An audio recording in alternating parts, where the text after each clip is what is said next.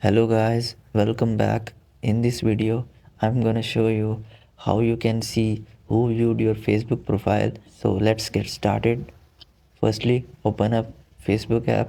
After opening the Facebook app, now just click on top left corner of your profile icon.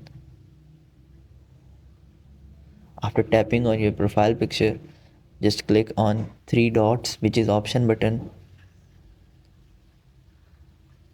After tapping on that, click on turn on professional mode. Now you have to turn on it.